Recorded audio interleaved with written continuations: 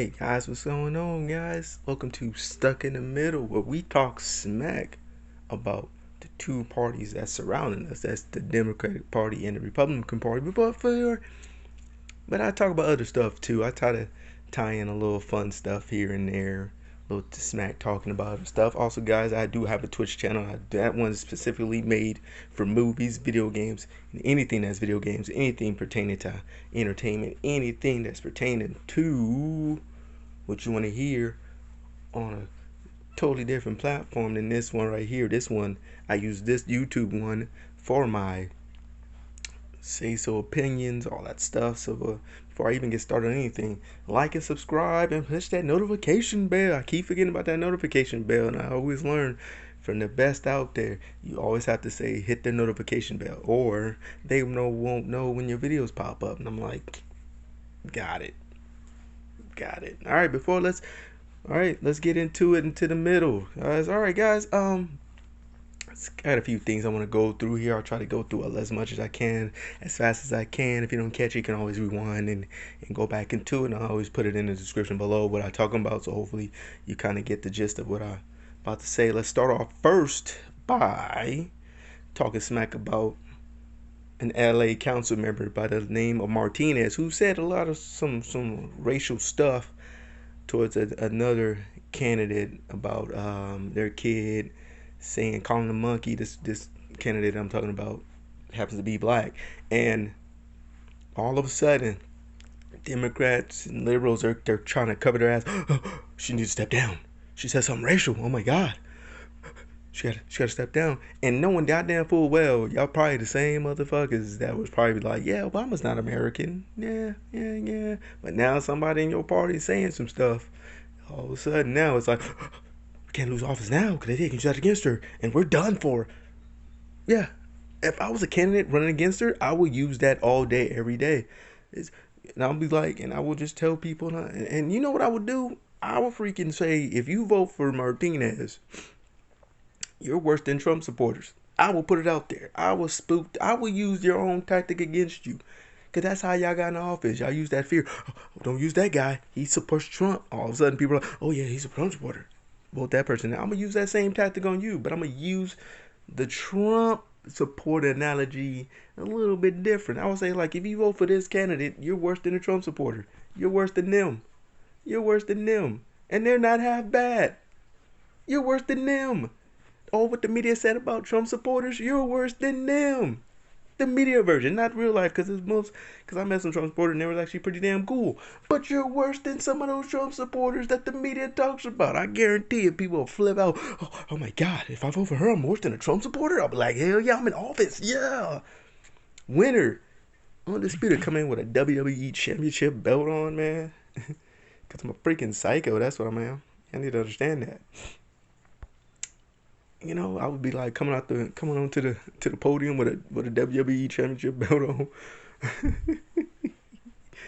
Like, I won this. I used the Democrat strategic strategy against them, and I've won.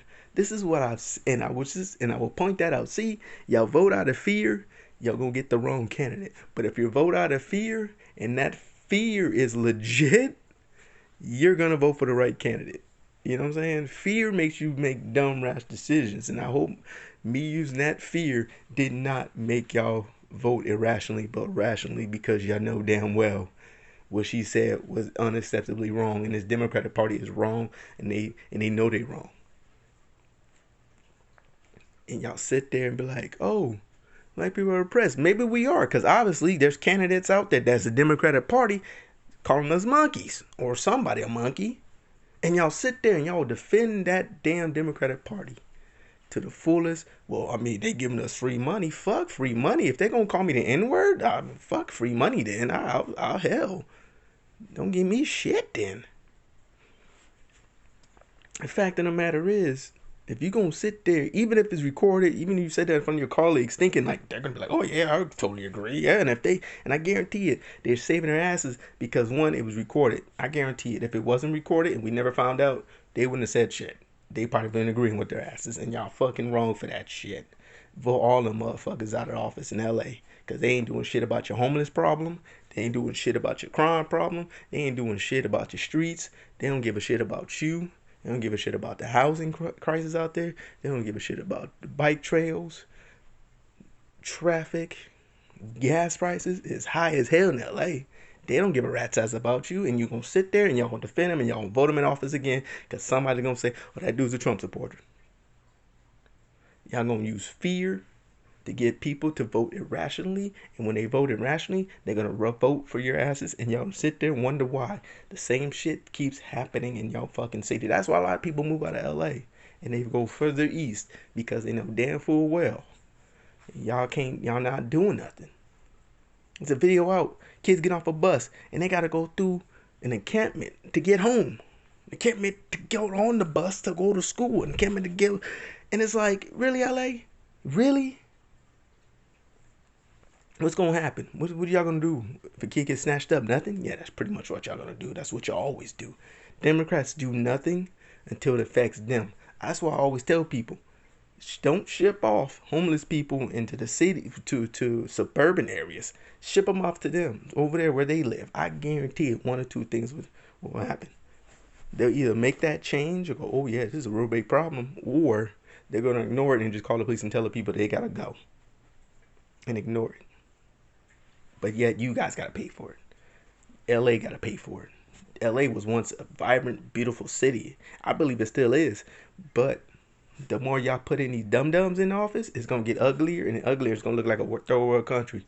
And y'all going to be sitting there wondering why y'all paying $50 billion for a one-bedroom apartment a month, and there's homeless people out there in RVs. There's a law out there. You can't park an RV at a certain amount of time, and they can't keep up with it. And they're like, "Oh, we can't keep up with that." Of course you can't keep up with it because the housing crisis sucks. I'd rather live in... I looked at how much an RV costs. You know how much an RV costs? Costs cheaper than a house in Los Angeles. It's way cheaper to buy an RV than it is to buy a house in LA. That's why people buy them things. And the payments are astronomically low based off if you got good credit. Even if you got bad credit, your monthly payments is probably lower than the mortgage on a house. I guarantee it's probably about how much is the average mortgage? Let's say about 3,000, almost 4,000, maybe so, for a house in LA, right? Let's say about 3,000, maybe $3,000 a month for an RV. I don't know. Comment down below how much it really costs out LA for the housing for an average mortgage. Hell, it's probably the same amount to rent an apartment to pay off a damn RV. It's probably the same. And y'all gonna sit there and then y'all can't keep up with the high demands of people buying RVs. Why? You know why? Because people are buying RVs, they're much more cheaper. An average one, if you a damn good one, and a small can fit maybe three people in there, probably about 100,000 over, probably about not even near 200,000, probably right there in between there.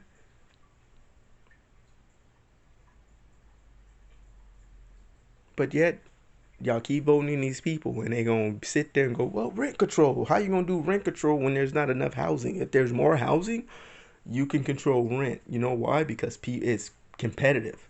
If I can get a place that's $300 less than where I'm living, I'm going to move to that place. So then the place I'm living at sees that, "Oh man, they're 300, they're 500,000, they're $500 less than us." We got to compete with that. We got to get people in here because if they're renting all that and people are paying less than us, we can't compete with that. So we got to either go lower or we got to go the same. If rent is if I go to a luxury 3-bedroom apartment and it's the same as a 1 or 2-bedroom apartment, don't you think maybe you need to lower your rent on the 1-bedroom apartment? Because if I'm paying the same for a 3-bedroom and it's way better looking, maybe if you renting out that 1-bedroom apartment, maybe you should lower the price of that 1-bedroom then. Because if I'm not gonna pay a 3-bedroom price for a 1-bedroom bath. That's not how it's gonna work. So people are gonna see that and go, "Nah, I better go live in that 3-bedroom because that 3-bedroom I got a little bit more space, 2 more rooms. I can use that for like if I have like my mom or dad coming over, they can use those rooms." I can use one for an office. I can use another one for a gym. I can put a little personal gym in there and put bling bling, put little weights in there, whatever. Or just use it as a guest room and then use the other one as office slash gym or whatever. Or if I'm a YouTuber, use it as my content. Put a blue screen up in there, just have it video games in the back. So I'm about, yeah, these my games and all that, and my Funko Pop. You know what I'm saying? Oh no, it's too damn expensive in LA. Okay, either you got to take out, and they exposing themselves. You either got to take them out or keep them in there, and they just gonna keep screwing you over, and it's gonna be funny as hell to see. Cause the elections are less than a month away in November, and y'all gonna be either happy or y'all gonna be sad. Okay. All right, on to the other thing. Gavin Newsome talking about he wants a special legislation meeting on taxing the gas companies because a gasoline company, I should say, oil companies, as you will, because they're price gouging.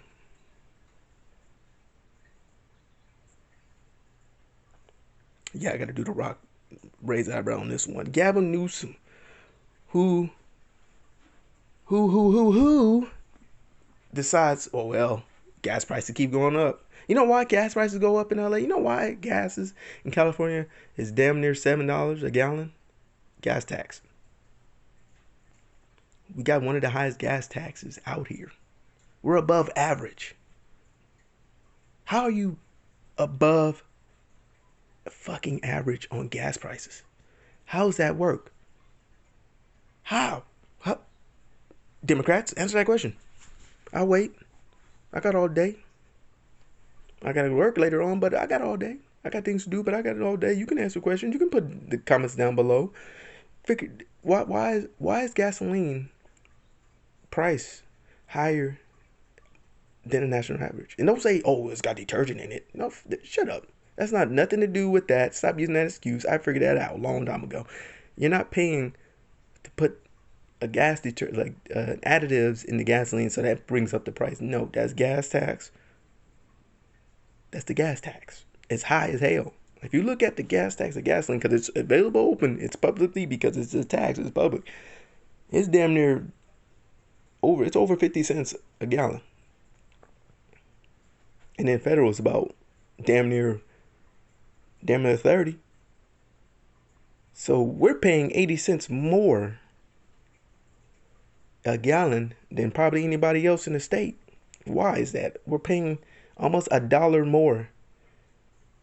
That's combined federal and state. And state is more in gas taxes. How does that work? Hey, we're gonna pay more than federal taxes, and we're gonna just sit on that money. We're gonna get more, and we're gonna sit on it, and then we're gonna eventually fix the roads. But no. But then eventually, everybody's gonna be driving electric vehicles. But we gotta keep up behind demand because everybody's gonna be using the home charger. Because then now all of a sudden they're saying, do not use your home charger at your house, and I'm like, why? Why can't I charge my electric vehicle at my house? Gotta do the eyebrow again. Why? Why can't I use my gas? Why can't I use my electricity at home to charge my vehicle? And then he started using all these excuses. Well, if you do that, and it does, and it probably get Isn't it the same thing if I went to a charging station? It's using the same kind of voltage, right? Kind of using the same kind of electricity that everybody else is using, right? If I got solar panels on my roof that's using the sun as energy, wouldn't it make sense to charge my vehicle at home? Well, we don't want to do that because our infrastructure is pretty bad. Like, yeah, you know why our infrastructure is bad? Because nobody wants to fix it. All this money they sitting on, you can use some of that gas tax to fix the infrastructure. If people are using electric vehicles, you can use some of that to fix the electrical infrastructure so electric vehicles can run a little longer.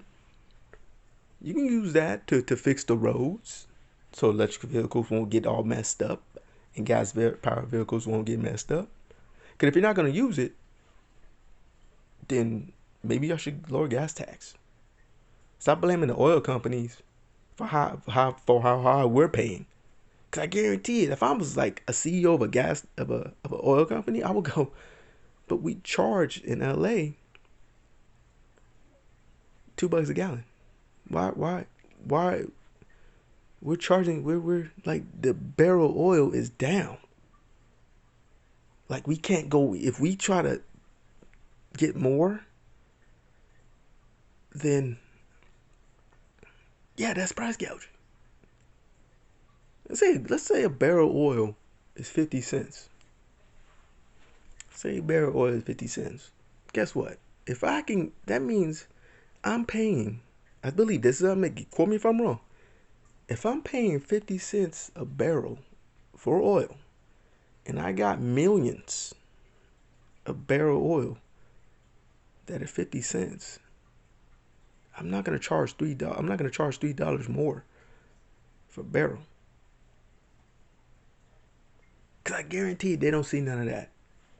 I guarantee over $1 for gas tax combined with state and federal, and state is more than federal. Why? But you're gonna blame them for your follies? Newsome gotta go, and if you asses decide to keep him, well, see, he's gonna do something about gas tax. No, he's not. He's gonna do something about gas prices. No, he's not. Gas prices gonna go up, and we're gonna be sitting there going, why is gas tax going up? Why is the price going up? And then we're gonna find out, oh, your gas tax went up. Why are we paying $10 a gallon? See, those oil companies, man, they jipping us, man. And then we go look on the thing. I'm telling you, it's a little clear sometimes. Some gas stations have it. It's clear as in black words, and it'll say how much get state tax is. Taxes oil. And I get a gallon. And I guarantee you're gonna see it, and it's gonna probably be more than it's gonna be $7 a gallon for some fucking gas tax. And they're not gonna, and the gas company's not gonna see that. If we keep voting for these Democrat assholes. I'm waiting for the day. I guarantee it. Newsome probably said the N-word a few times. I guarantee it. He probably walks down the street, sees a homeless black dude, like, goddamn, lazy nigger. I guarantee it, but it's not recorded. It's not recorded. Can I guarantee if it was recorded, y'all still vote for this dumbass? Oh, he's getting up free money. Like, fuck, I don't give a fuck about free money.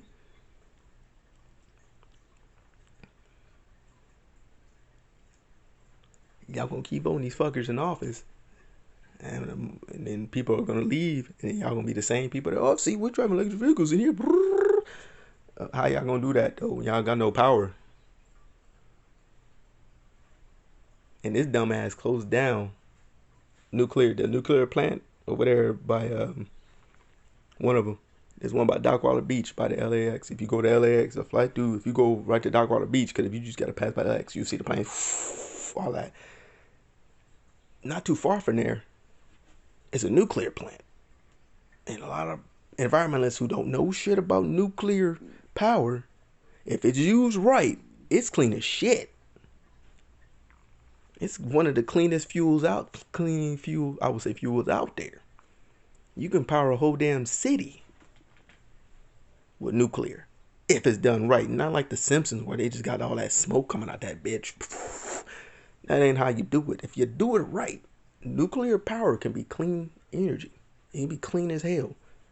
All you gotta do is put water on those rods, because they will heat up. You gotta put them in water so they can cool off. They can stay at a consistent temperature, because if they get too hot, that causes meltdowns. And that shit will explode, and that shit will get in the air, and people will get sick. That's why they're surrounded by thick ass concrete. If you fly over them, they're like concrete domes. And the reason why they're in concrete dome, and that dome is thick as hell, is so that the nuclear fumes won't come out. It's thick as hell in there. If you want to get in there, you gotta jackhammer it all day and hope and pray the jackhammer don't break down to get in there, because it's thick as hell. And if it even cracks, little crack, they patch it up real quick. Like, hold on, shut this down real quick, shut it down. Because if it's cracking now, it's gonna keep cracking till it gets deep in there. They patch it up. All right, it's good. Turn it back on. But no, Democrats listen to the environmentalists who don't know what the fuck they're talking about. Shut it down. You know what you gotta use You never, you know, when you shut down something that's clean energy, you have to use a substitute. Solar power's not gonna be enough because there's not enough solar panels out there on land to cover the energy costs for California. Neither does the wind, the turbines, the wind turbines. It's not enough of them out there to power up a whole damn state. So guess what they have to do? They have to resort to fossil fuel, coal, to power up these. See, which then guess what? Puts in more carbon monoxide in the air. See, they blame gasoline powered vehicles, but what they don't want you to know is that, hey, we shut down nuclear because we believe that's dirty too. Because if you think nuclear, oh my God, Holocaust, oh my God, nuclear weapons. But if it's done right, and then scientists have done it, if it's done right, it is one of the cleanest fuels out there. And if you and you can research it your damn self, because I researched it and I was like, damn, is nuclear really that clean? If it's done right, yeah, yes, it is. If I could, and if I was that damn smart enough, I would power hell. I would use a nuclear mini plant to power up a city. But alas, there would be environments that's dangerous. Yeah, it's dangerous if you do it wrong. Yeah, it's dangerous if it's somebody uses it to blow up the city. But if it's done right and it's secure right, oh dude, it's one of the cleanest fuels out there. Gasoline, if it's burned right, it's one of the cleanest fuels out there. Natural gas, if it's burned right, it's one of the cleanest fuels out there. It has to be done right. See, but nobody understands it. See, the environmentalists, they don't want to do that because that means that's more money out of their pockets. They rather call us terrorists. They rather call us a-holes to actually do their research. Because it's much easier to say, you're a fucking idiot for driving that SUV. Hey, you're a fucking moron because you drive a lifted truck. You're a terrorist. You support terrorism. It's so much easier to say that than actually do research because research is much more harder and it's much more time consuming. So what they want to do is call you guys by names because it's so much easier. Now, if somebody ever call me a terrorist, they better be blocking like boxers because I will step on their asses. I will stump them till the cops come and they will have to put me in handcuffs. Like, no, he called me a terrorist. You know, calling somebody a terrorist that's brown skin now is kind of like saying a new N word. Like, that's a new N word now. I'll be like, nah, that's like calling me. You might as well just call me the N word while you at it. But y'all let these environmentalists who don't know what the fuck they're talking about. You stole my childhood because I don't have a future. Yeah, you do. You don't have to talk shit about it. We need more bikes. And no, bikes. I'm not riding a bike to Vegas with a family. You can kiss my ass on that.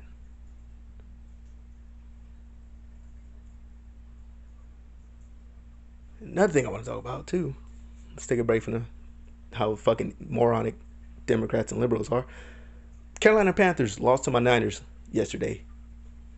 They fired the head coach. They fired the head coach because he lost. It's week 5. Why are you firing coaches? Season's not even full swing yet. Playoff time for playoffs is not around yet. We have 5 more freaking games to people talking about playoffs and who might go and who might not go. Why are we firing coaches in week 5? There's coaches that get fired in week 2. 0-2, you're fired. Why? Why are we firing head coaches? Owners. NFL owners. If you know an NFL owner, comment down below, answer this question, comment down, let me know what they say when you answer this question. Why are you firing head coaches after it's not even week 5 yet. Week 5 is not even over yet. Tonight, after Monday Night Football, week 5 is over. Then we move on to week 6 because week 6 is Thursday. It's the start of week 6. Technically, it's week 6 today. They start week 6 today. But week 5 is still on because Monday Night Football. Once that's over, we in week 6.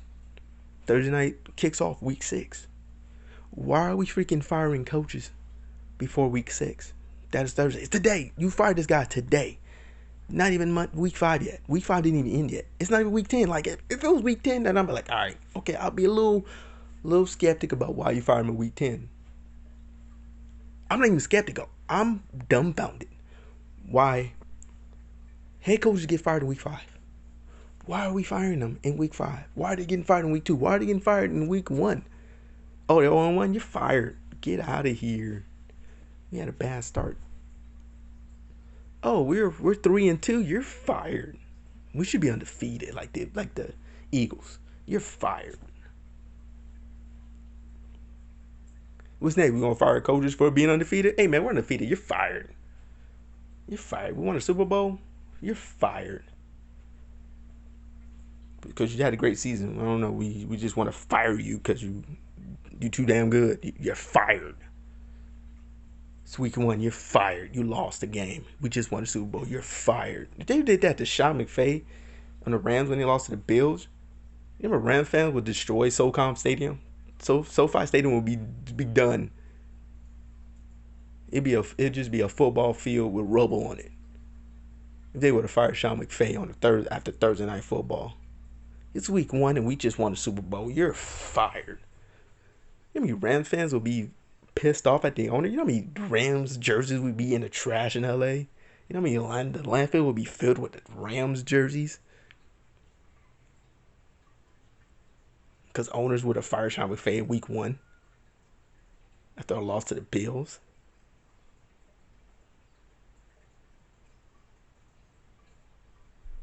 It's no sitting them down, the coaches down as GM and saying, hey, get your itch together.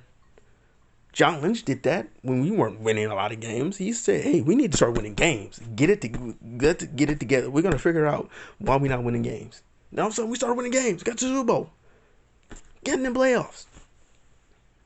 Because the owner took it serious. Because the general manager took it serious. He took the job seriously. He was like, no, we need to win games. What do you need to win? There's GMs that don't understand their job. Your job is to see what the head coaches need so they can win games. If you're just gonna fire them because they lost to a team that's gold and scarlet red, and even a bad loss, it wasn't even like the Rams. Can you imagine Sean McVay getting fired from last week's game? And then he lost against the Cowboys. You imagine we get the news Sean McVay got fired? We'll be looking like, wait, what? It's week 5. They can turn it around. Carolina can turn it around. They've been to the Super Bowl before. That team franchise been to the Super Bowl before. They've been in the playoffs before. They turned it around. Now you're telling us that he don't have a chance to turn it around because now he's fired? Why? That's so stupid. Give that man the whole season to turn it around. They don't go to the playoffs. Black Monday's coming up after that. That's when you fire them. That's when we get the firing. That's why I love Black Monday. Cause I'm like, ooh, who's gonna get fired on today? Whew. Let me check my phone. Let me keep my phone on Yahoo Sports. Let me keep my phone on Google Sports. Let me keep my phone on CBS Sports. Let me keep my TV on. Let me do this. Let me do that. Let me keep my phone on every sports app and every sports channel to see who's going to get fired.